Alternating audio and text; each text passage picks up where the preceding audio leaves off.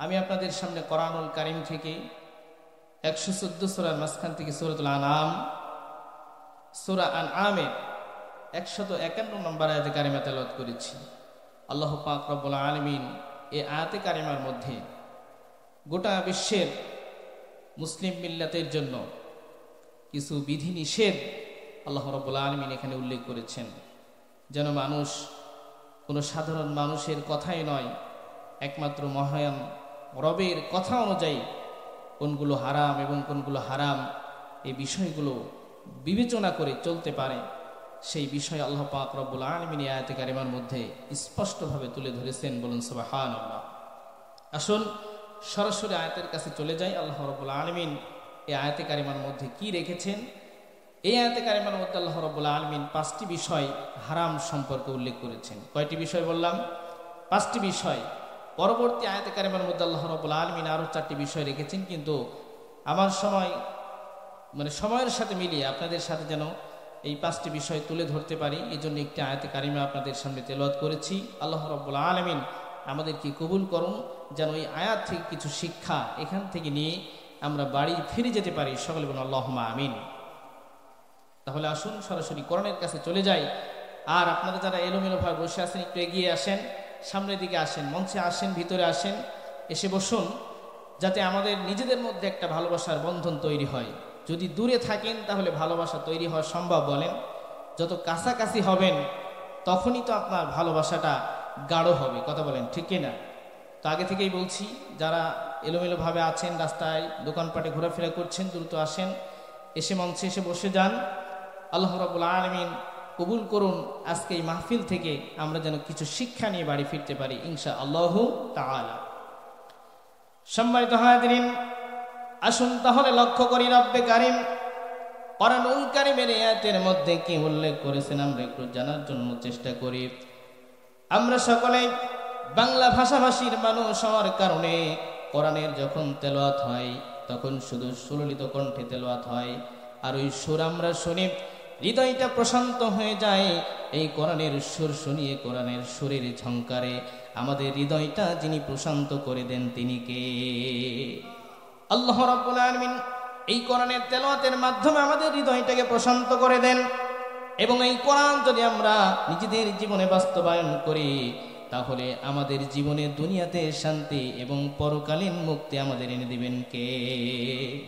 সেই কোরআনুল কারীম আল্লাহ পাক রব্বুল আলামিন। তাহলে আসুন লক্ষ্য করি আয়াতে কারিমার মধ্যে কি বলেন? রব্বুল আলামিন বলেন, কুল তাআলাউ আতলু মা হাররামা রাব্বুকুম আলাইকুম। আল্লাহ রাব্বুল আলামিন এখানে বলছেন কুল তাআলাউ। রব্বে কারীম তার প্রিয় হাবিবকে লক্ষ্য করে বললেন।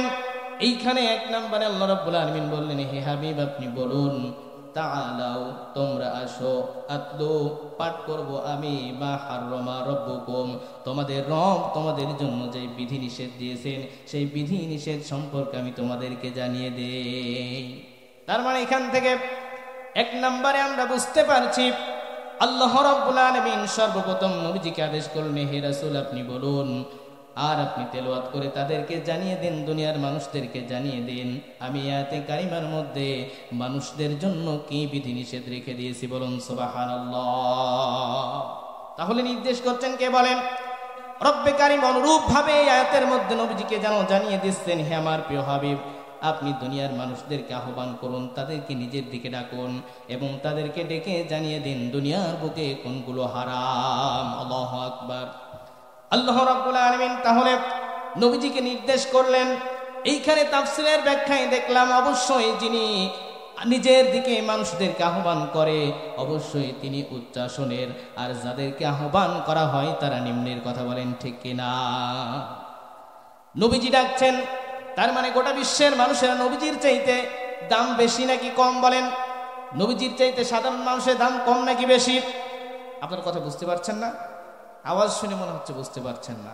একটু বুঝতে হবে, আর একটু কি করতে হবে? সাড়া দেওয়া লাগবে। কোরআনের সাথে যদি আপনি সাড়া দেন আপনার মর্যাদা বাড়িয়ে দেবেন কে? বলেন কোরআনের সংস্পর্শে যদি একটা কাঠের রেহেল আসে এর দাম বাড়ে নাকি কমে? বলেন একটা রুমাল, একটা সাধারণ কাপড় থাকে, এই কাপড়টা দিয়ে যখন আপনি কোরআনটাকে মুড়িয়ে রাখেন কয়দিন, এই কাপড়টা আপনার হাত ফসকে যখন পড়ে যায়, মাটিতে পায়ে একটু টাচ লাগে, আপনি সঙ্গে সঙ্গে তুলে এটাকে জড়িয়ে ধরেন আর চুমা খান। কথা বলেন ঠিক কিনা? তাহলে এই কোরআনের সাথে এসে আপনি এখানে বসেছেন কোরআনের মজলিসে, এই কোরআনের সাথে যদি আপনি সাড়া দেন, আপনার মর্যাদা বাড়িয়ে দেবেন কে বলেন? আল্লাহ রাব্বুল আলামিন। তাহলে আসুন এবার লক্ষ্য করি, রব্বে কারীম এক নম্বরে গোটা বিশ্বের মানুষদেরকে ডাকতে বললেন নবীজিকে। এরপরে তিনি জানিয়ে দিলেন আতলু, আমি তেলাওয়াত করব, আর তেলাওয়াত করে তোমাদেরকে জানিয়ে দেব রব্বুল আলামিন তোমাদের জন্য কোন কোন বিষয়গুলোকে হারাম করেছেন। বলুন সুবহানাল্লাহ। এরপর আল্লাহ রাব্বুল আলামিন জানিয়ে দিচ্ছেন এক নম্বরে আল্লা তুশরিকু বিহি শাইআ। এক নম্বরে রব্বুল আলামিন জানিয়ে দিলেন আমি আল্লাহর সাথে দুনিয়ার কোনো কিছুকে সমকক্ষ করো না। কে বললেন বলেন? আল্লাহ রাব্বুল আলামিন জানিয়ে দিলেন এক নম্বরে রব্বে কারীমের সাথে কোনো কিছুকে সমকক্ষ করা যাবে না। তার মানে সন্তান দেওয়ার মালিক কে বলেন তো দেখি? সন্তান দেওয়ার মালিক হচ্ছে একমাত্র আল্লাহ। আপনি হয়তো চিন্তা ভাবনা করতে পারেন অমুক বাবার দরবারে একটু যাই, ওইখানে গেলে হয়তো বা আল্লাহ আমাকে একটা সন্তান দিতে পারে, অমুক বাবার পায়ে একটু সেজদা করে আসি, ওইখানে গেলে হয়তো আল্লাহ আমাকে একটা সন্তান দিতে পারে। তার মানে আপনি এখানে আল্লাহর যেই ক্ষমতা আছে এই ক্ষমতা আরেকজনের আছে এই চিন্তা করেছেন। কথা বলেন ঠিক কিনা? তার মানে আপনি এখানে শিরক করেছেন। আবার কিছু কথার মাধ্যমে আমরা শিরক করে থাকি।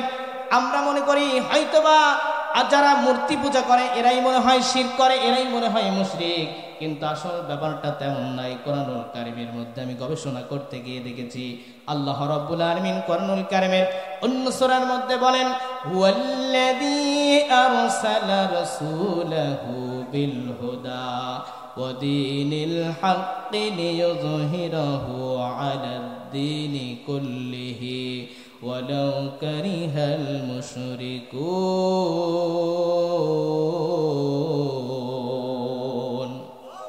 আল্লাহ রাব্বুল আলামিন এখানে জানিয়ে দিচ্ছেন, একটু লক্ষ্য করতে হবে। রব্বে কারীম একই ধরনের আয়াত তিন জায়গায় দিয়েছেন কোরআনের মধ্যে। কয় জায়গায় বলেন? তিন জায়গায় একই আয়াত দিয়েছেন কোরআনের মধ্যে। রমজান সম্পর্কে আল্লাহ পাক রব্বুল আলামিন এক জায়গায় বলেছেন, আর এই এক জায়গায় বলার কারণে গোটা পৃথিবীর যত মুসলমান আছে সকলেই রমজানের রোজা পালন করে কি করে না? করে কি করে না বলেন? তাহলে এক জায়গায় বললেই তো যথেষ্ট হয়ে যেত। আবার নামাজের ব্যাপারে মানুষ অত্যন্ত অলস। এই নামাজের ব্যাপারে আল্লাহ পাক রব্বুল আলামিন কোরআনুল কারীমের মধ্যে 82 জায়গায় বলেছেন। বলুন সুবহানাল্লাহ। তার মানে দুনিয়ার মানুষদেরকে আল্লাহ রাব্বুল আলামিন অত্যন্ত মহব্বত করে ভালোবাসে, এই নামাজ যেন কখনো ছেড়ে না দেয়। যার কারণে রব্বুল আলামিন বারবার গুরুত্ব দিয়ে বান্দাদেরকে নামাজের দিকে আহ্বান করে। আল্লাহ রাব্বুল আলামিন তাহলে লক্ষ্য করুন আয়াতের মধ্যে বললেন ওয়াল্লাযী আরসালা রাসূলাহু বিল হুদা ওয়া দীনিল হাক্কি লিইয়ুযহিরাহু আলাদ দীনি কুল্লিহি ওয়ালাউ কারিহাল মুশরিকুন। রব্বুল আলামিন জানিয়ে দিলেন আমি আল্লাহ পাক রব্বুল আলামিন আমার প্রিয় হাবিবকে দুনিয়ার বুকে হেদায়েত সহ সত্য দিন দিয়ে পাঠিয়েছি। গোটা বিশ্বের বুকে যত ধর্ম বর্ণ আছে না কেন, প্রত্যেকটা ধর্ম বর্ণের উপরে যেন আমার হাবিব এই ইসলামটাকে বিজয় করতে পারে। বলুন সুবহানাল্লাহ। কিন্তু মুশরিকরা সেটা কি করবে না বলেন? পছন্দ করবে না। যদিও মুশরিকদের একটু জ্বালা ধরবে। তার মানে আয়াতে কারিমার শেষ অংশ থেকে আমরা বুঝতে পারি রব্বুল আলামিন বোঝাতে চাচ্ছে আমি আপনি যখন ইসলামের জন্য কোরআনের জন্য কোরআনের দাওয়াত নিয়ে যখন মানুষের দ্বারে দ্বারে যাই, কোরআনের হক কথাগুলো যখন বলি, আপনি লক্ষ্য করবেন আমার আপনার প্রতিবেশী একটা মহল্লা আছে একেবারে নিকটেই, যারা হচ্ছে আমরা মুসলিম বলি অথবা হিন্দু বলি। কথা বলেন ঠিক কিনা? আছে না নাই বলেন? আছে না নাই? যখন আপনি কোরআনের দাওয়াত দেন, হক কথাগুলো বলেন, ওই সময় লক্ষ্য করবেন কোন মুসলমান কিন্তু আপনার দিকে, ওই হিন্দু মুসির আপনার দিকে রুখে আসে না, আপনাকে বাধা দেয় না। যেই সমস্ত লোকেরা এই কোরআনের বিরুদ্ধাচরণ করে, কোরআনের বিপক্ষে দাঁড়ায়, আপনার হক কথাগুলো বলতে দেয় না, আপনাকে টুটি চেপে ধরে, আপনার দিকে চোখ রাঙ্গায়, ওই মানুষগুলো কোনো হিন্দু বৌদ্ধ খ্রিস্টান নয়। আগেই লক্ষ্য করবেন আমাদের মতো নামধারী কিছু মুসলমান। কথা বলেন ঠিক কিনা? তার মানে আয়াতে কারিমা থেকে রব্বে কারিম বুঝিয়ে দিচ্ছেন, এইখান থেকে আমরা স্পষ্ট ভাবে বুঝতে পারি আসলে মূর্তি পূজা করলেই আপনি শিরকারী নয়, মুশরিক নন। আপনি আল্লাহ পাক রব্বুল আলামিন যেই কাজ করতে পারে দুনিয়ার অন্য কোনো মানুষের মধ্যেও সেই গুণ আছে, এই কথাটা ভাবলেই শুধু মুশরিক নয়। আপনি এমনি ভাবে যদি কোরআনের বিপক্ষে দাঁড়ান, কোরআন যদি আপনার ভালো না লাগে, কোরআনটাকে আপনার পছন্দ না হয়, কোরআনের হক কথাগুলো যদি আপনার ভালো না লাগে, তাহলে বুঝতে হবে আপনি মুসলমান নামধারী।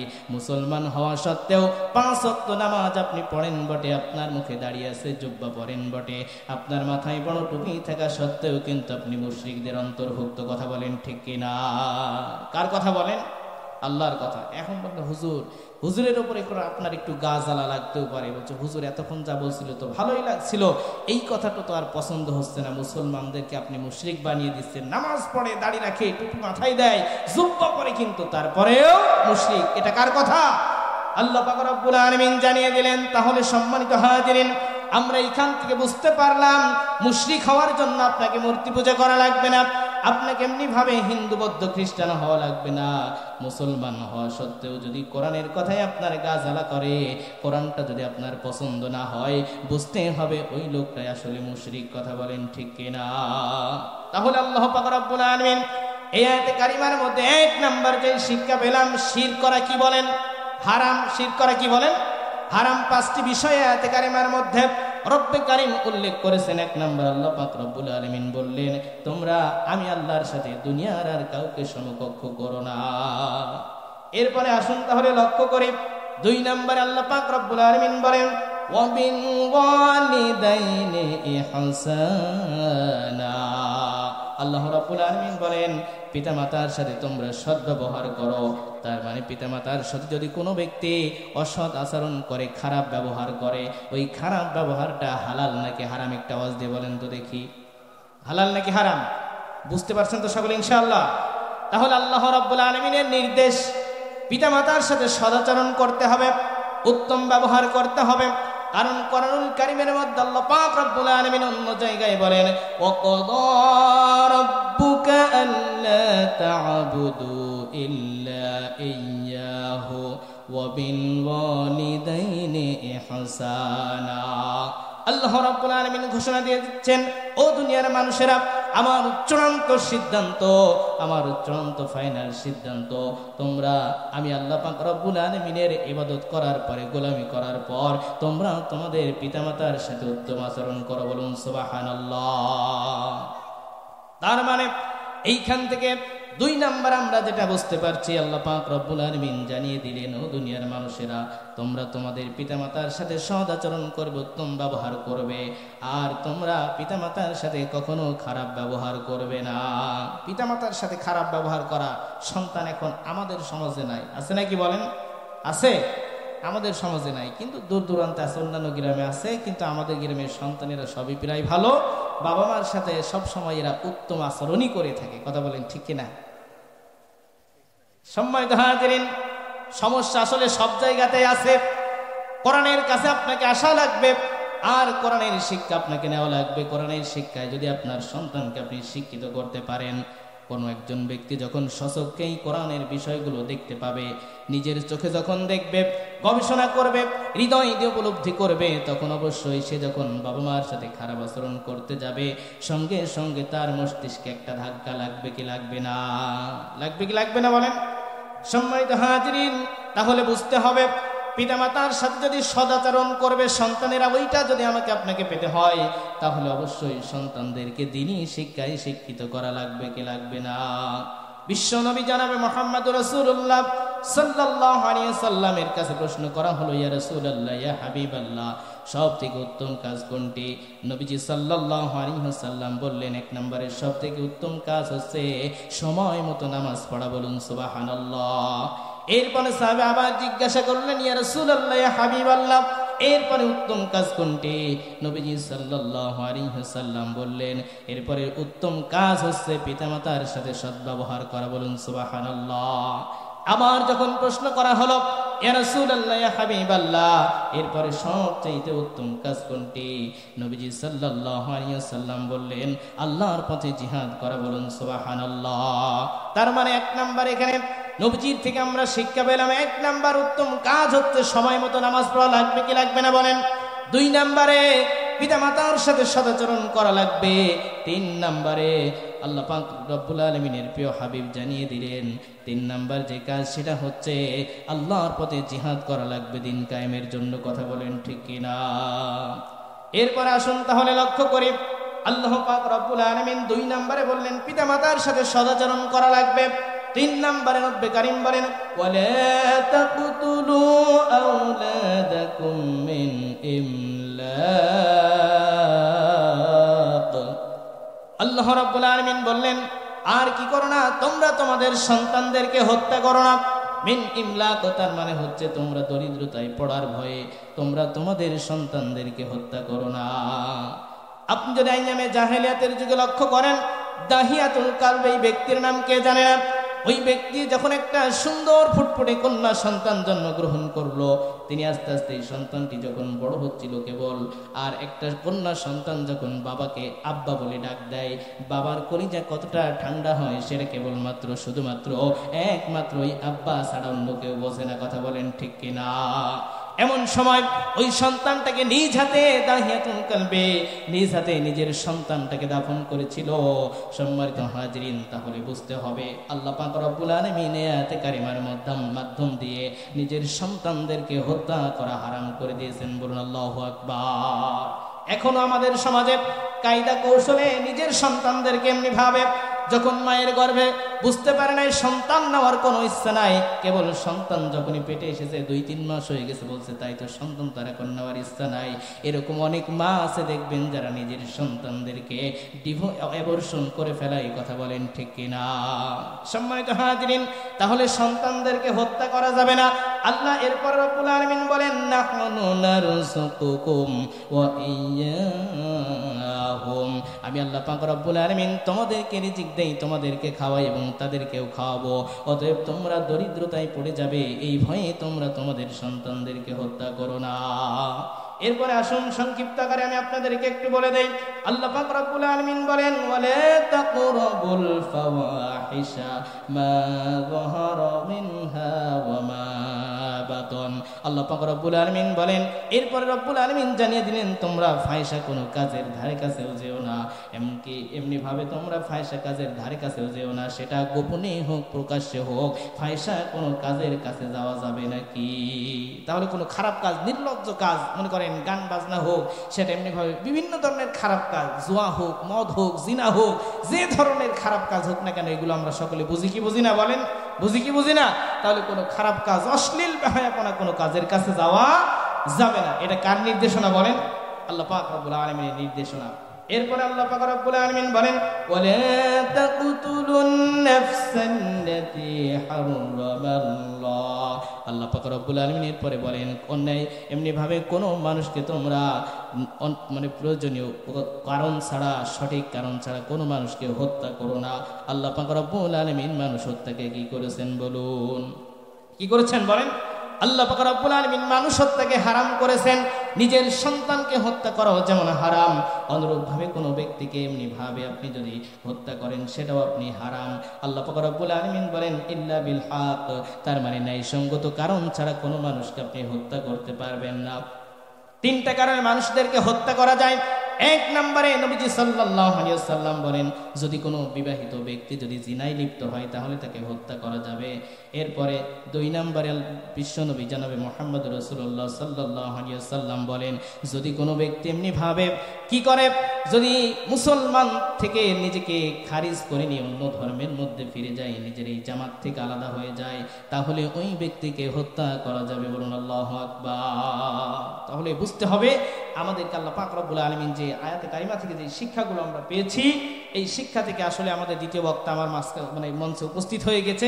আমি সংক্ষিপ্ত আকারে জাস্ট কয়েকটা কথা শর্টকাট বোঝানোর জন্য চেষ্টা করলাম, ব্যাখ্যার দিকে আমি গেলাম না। আল্লাহ পাক রব্বুল আলামিন আমাদেরকে কবুল করুন, আমরা যেন এই শিক্ষা নিয়ে নিজের জীবনে বাস্তবায়িত করতে পারি।